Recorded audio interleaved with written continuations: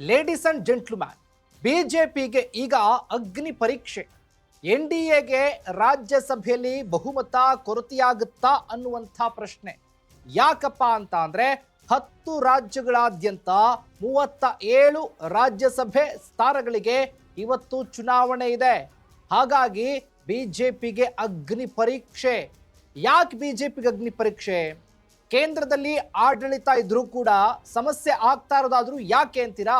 S ವೀಕ್ಷಕರೇ, ಇದೇ ಫೋಕಸ್ನ special story. ಬಿಜೆಪಿಗೆ ಅಗ್ನಿ ಪರೀಕ್ಷೆ. ನೆಲ ಜಲ ಭಾಷೆಗಾಗಿ ಪ್ರಾಮಾಣಿಕ ಪತ್ರಿಕೋದ್ಯಮ. ನೀವು ನೋಡ್ತಾ ಇದ್ದೀರಾ ಫೋಕಸ್ ಟಿವಿ. ನಾನು ಶಿವು ರಾನರಾಪುರ.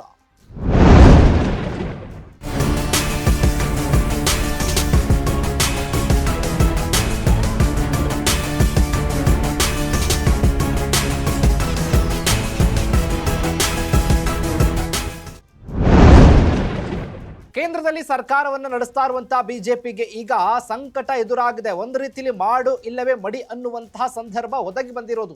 ಯಾಕಪ್ಪ ಅಂತ ಅಂದ್ರೆ ರಾಜ್ಯಸಭಾ ಸ್ಥಾನಗಳಿಗೆ ಚುನಾವಣೆ ಇವತ್ತು.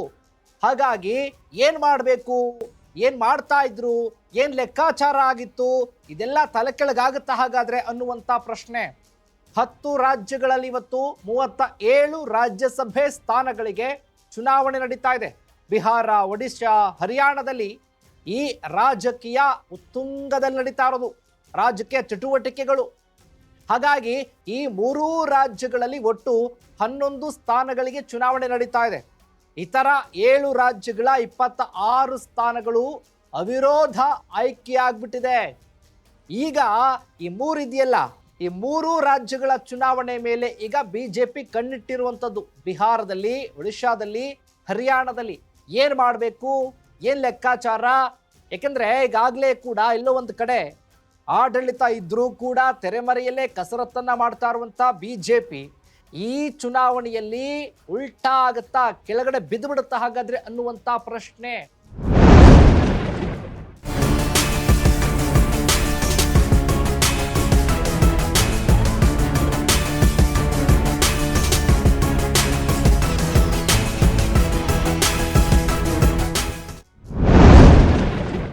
ಬೇರೆ ಬೇರೆ ರಾಜ್ಯದಲ್ಲಿ ಈಗಾಗಲೇ ಕೂಡ ವಿರೋಧ ಆಯ್ಕೆ ಆಗೋಗಿದೆ. ಹಲವಾರು ಹಾಲಿ ಸದಸ್ಯರ ಅವಧಿ ಏಪ್ರಿಲ್ನಲ್ಲಿ ಮುಕ್ತಾಯ ಆಗ್ತಾ ಇದೆ. ಇವತ್ತೇನು ಚುನಾವಣೆ ಆಗುತ್ತಲ್ಲ, ಇವತ್ತು ಸಂಜೆ 5 ಗಂಟೆಗೆ ಮತ ಎಣಿಕೆ. ಇವತ್ತೇ ಕೂಡ ಫಲಿತಾಂಶ ಪ್ರಕಟ ಆಗ್ಬಿಡುತ್ತೆ. ಇದರ ಜೊತೆಗೆ ಆಪರೇಷನ್ ಕಮಲದ ಭೀತಿ ಹಿನ್ನೆಲೆ ಈಗಾಗಲೇ ಕೂಡ ಬೇರೆ ಬೇರೆ ರಾಜ್ಯದಲ್ಲೂ ಕೂಡ ಏನು ರೆಸಾರ್ಟ್ ರಾಜಕಾರಣ ಶುರು ಹಚ್ಕೊಂಡಿದ್ರು. ಅದೇ ರೀತಿ ನಮ್ಮ ಬಿಡದಿಯ ವಂಡರ್ಲಾ ರೆಸಾರ್ಟ್ನಲ್ಲೂ ಕೂಡ ಭುವನೇಶ್ವರ್ ಹಾಗೆ ಇತರ ಕ್ಷೇತ್ರದ ಶಾಸಕರು ಬಂದು ಠಿಕಾಣಿ ಹೂಡಿದ್ರು. ಯಾಕೆ? ಇದೇ ಬಿಜೆಪಿಯವರ ಆಪರೇಷನ್ ಕಮಲ ವಿಚಾರ. ಆಡಳಿತ ವಿರೋಧಿ ಅಲೆ ಇದೆ ಬಿಜೆಪಿ ಈಗ. ಹಾಗಾಗಿ ಏನಾಗುತ್ತೆ, ಸೋಲುವಂತಹ ಭೀತಿ ಎದುರಾಗುತ್ತೆ. ಆ ರೀತಿ ಸೋಲಾಗಿದ್ರೆ ಏನ್ ಮಾಡ್ಬೇಕು ಬಿಜೆಪಿಗೆ? ಇದರ ಜೊತೆಗೆ ವಿವಿಧ ಮಸೂದೆಗಳ ಅನುಮೋದನೆಗೆ ಲೋಕಸಭೆಯಲ್ಲಿ, ಇದರ ಜೊತೆಗೆ ರಾಜ್ಯಸಭೆಯಲ್ಲಿ ಸದಸ್ಯ ಬಲ ಅಗತ್ಯ ಇದೆ ಕೇಂದ್ರಕ್ಕೆ.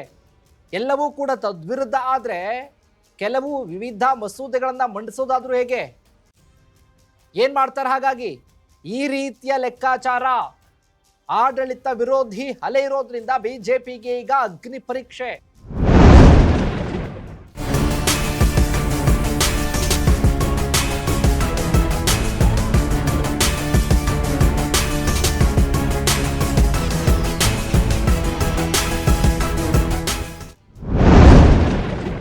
ಇದರ ಜೊತೆಗೆ ಬೇರೆ ಬೇರೆ ರಾಜ್ಯದಲ್ಲೂ ಕೂಡ ಇದೇ ರೀತಿಯಾಗಿ ಸರ್ಕಸ್ ಆಗ್ತಾ ಇತ್ತು. ಆಪರೇಷನ್ ಕಮಲ ಆಗ್ಬಿಡುತ್ತೆ ಅಂತ. ಹಾಗಾಗಿ ಎಚ್ಚೆತ್ಕೊಂಡಿದ್ದಂಥ ಕಾಂಗ್ರೆಸ್ ಈಗ ಸರಿಯಾದ ರೀತಿಯಲ್ಲೇ ದಾಳವನ್ನು ಉರುಳಿಸಿದ್ರ ಅನ್ನುವಂಥ ಪ್ರಶ್ನೆ. ಸದಸ್ಯ ಬಲ ಬೇಕು. ಅಲ್ಲಿ ಲೋಕಸಭೆಯಲ್ಲಾಗಿರ್ಬೋದು, ರಾಜ್ಯಸಭೆಯಲ್ಲಾಗಿರ್ಬೋದು ಶಕ್ತಿ ಪ್ರದರ್ಶನಕ್ಕೆ ಬೇಕಲ್ಲ. ಮಸೂದೆಗಳನ್ನು ಅಂಗೀಕರಿಸುವಂಥ ಸಂದರ್ಭದಲ್ಲಿ ಶಕ್ತಿ ಬೇಕಲ್ಲ, ಬಿಜೆಪಿಯ ಸಾಮರ್ಥ್ಯ ಬೇಕಲ್ಲ, NDA ಬೇಕಲ್ಲ, ಮಿತ್ರ ಪಕ್ಷಗಳ ಬೆಂಬಲ. ಹಾಗಾಗಿ ಈಗ 5 ಗಂಟೆಗೆ ಫಲಿತಾಂಶ ಕೂಡ ಬರುತ್ತೆ. ಏನಾಗಬಹುದು ಹಾಗಾದ್ರೆ? ಕಾದ್ ನೋಡೋಣ. ಇದಾಗಿತ್ತು ಫೋಕಸ್ನ ಸ್ಪೆಷಲ್ ಸ್ಟೋರಿ. ಬಿಜೆಪಿಗೆ ಅಗ್ನಿ ಪರೀಕ್ಷೆ. ಎಸ್ ವೀಕ್ಷಕರೇ, ನೆಲ ಜಲ ಭಾಷೆಗಾಗಿ ನೋಡ್ತಾ ಇರಿ ಫೋಕಸ್.